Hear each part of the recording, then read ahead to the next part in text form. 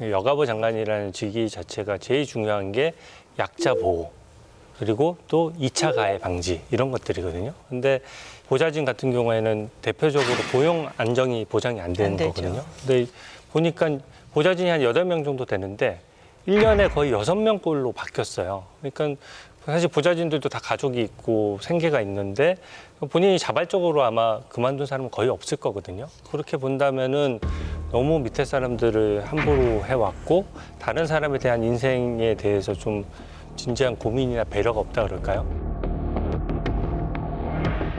옛날에 만약에 강선우 후보자가 한 10년 전에 나왔다고 하면은 저는 통과 이렇게까지는 문제가 안 됐을 거라고 봅니다. 근데 갑질이라는 게 이제 너무나 민감해진 거죠, 사람들이. 그러니까 부당하게 대우받고 공정 이런 게 뭐 이 사회 키워드가 되다 보니까 강선우 후보자가 좀 문제가 된 것 같고 사실 좀 유명했어요. 원래요? 예.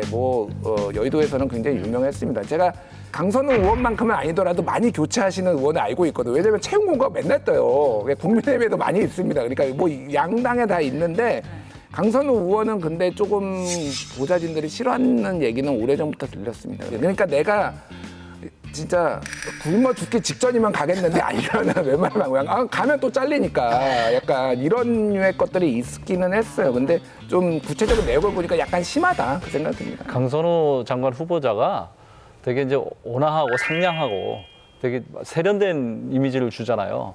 근데 그거는 이제 정치인들 또는 언론인들 대할 때 그 자세고 실제로는 좀 상당히 권위적이라는 평가가 많아요. 제 경험담을 하나 말씀드리면 식사 자리를 한번 갔는데 같이 식사를 할 기회가 있었는데 그 수행하는 비서가 식사하는 장소 안에까지 들어와서 의자를 빼주더라고요, 뒤로.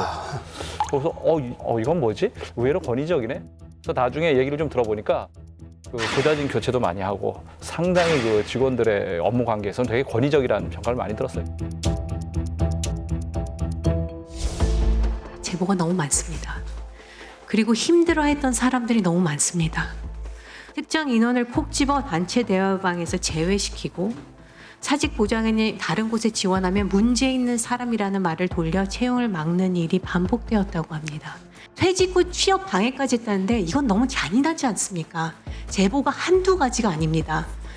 46건의 면직? 이게 아니라고 하셨죠? 28명의 해고건이라고 했습니다. 그냥 한 명 한 명이 아니라 한 명 한 명이 생계입니다. 존경하는 한주엽 의원님께서 존경하지 마세요. 저를 존경한다는 말이 모욕적입니다. 저는 보좌진을 존중하세요.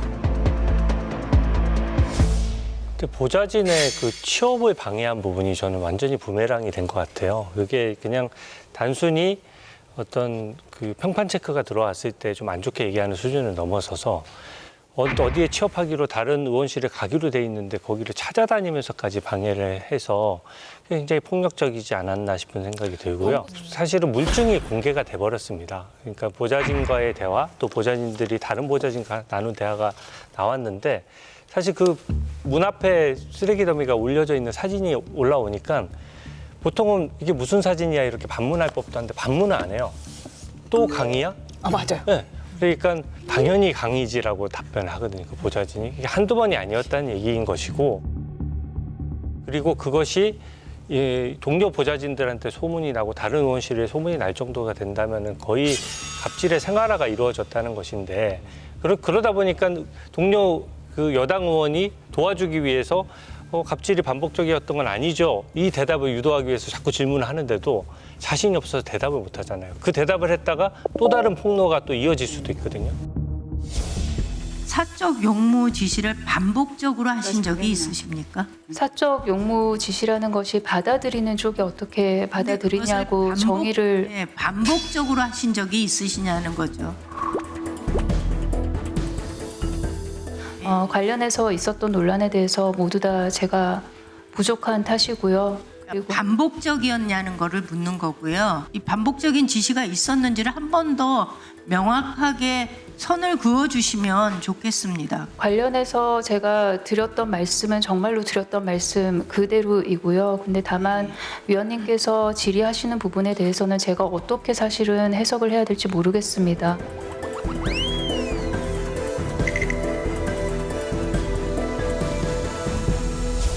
국회의원들이 정말 알아야 될 게 뭐냐면 전현직 의원이 여기 두 분 계시지만은 언론도 되게 살펴야 되고 국민을 두려워해야 되지만 가장 그 국회의원들이 그 신경 써야 될 사람이 바로 보좌진들이에요. 보좌진들의 사이에서 평가가 나빠지면 그게 가장 먼저 언론인들 귀에 들어오고요. 그 소문이 돌아서 여러분들은 국회의원들이 이 보좌진 마음에 안 든다. 강선우 장관 후보자 그랬다잖아요. 다른 데 취업 못하게. 근데 보좌진들도 국회의원 블랙리스트 만듭니다. 자기네끼리 공유해요. 그래서 이번에 가장 그 강선우 장관은 돌파하기 힘든 벽이 뭐냐면 보좌진들이 결정적으로 반대를 한 거예요. 김병기 원내대표를 만나서 강선우 장관은 안 된다라고 한 거예요. 이거는 굉장히 결정적이에요. 김병기 대표한테 직접 얘기했거든요. 저는 이게 가장 큰 벽이라고 저는 생각합니다. 보면은 그 김병기 민주당 원내대표 이분이 이제 을지로위원회 소속 아니겠습니까? 다른 건 다 모르겠는데 이분이 뭐라고 얘기를 했냐면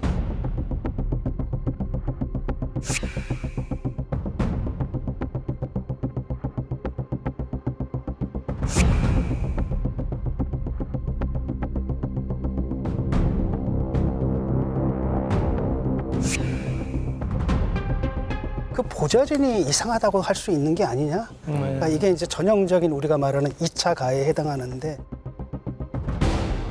이걸 보면 다른 분도 아니고 을지로위원회 소속하신 분이 이런 발언을 한다는 게 과연 적절한가 이런 느낌도 좀 들고요. 민주당 의원들이 이진숙 장관 후보자에 대해서는 그렇게 비판적이면서 강선우 장관에 대해서 뭐 동료애라 할까요? 이제 감싸는 듯한 분위기를 보이는 거는 아무래도 같은 의원들끼리 뭐 그런 게 좀 작용하는 것 같아요. 인사청문회가 2005년인가 도입이 됐는데 현역 불패라 그래서 현역 의원이 장관 지명돼갖고 낙마한 사례가 단 한 번도 없거든요. 만약에 강 장관 후보자가 낙마이면 첫 케이스가 되는 건데 그러니까 뭐 저 정청래 의원이 뭐 따뜻한 엄마다.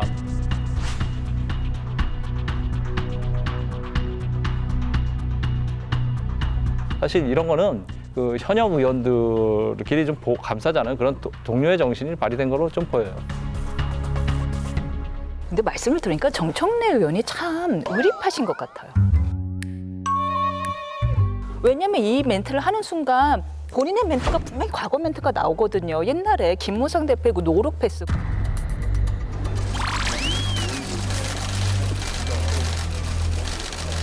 근데 언론 기자들한테 가느냐고 일단 이렇게 본 이걸 가지고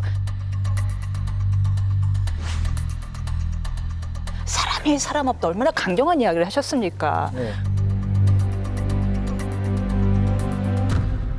근데 이 멘트를 하는 순간 그 영상이 분명히 자료 화면으로 나오고 자신이 내로남불이라고 비판을 받을 걸 뻔히 알면서도 얼마나 용감한 그러니까요. 그런 리스크를 지면서까지 강선우 의원의 SOS. 커버해가는 그럼. 그리고 정청래 의원이 그렇게 강선우 의원을 이제 안고 가는 것은 이재명 대통령과 김혜경 여사 사이에서의 총애를 받아왔던 인물이기 때문에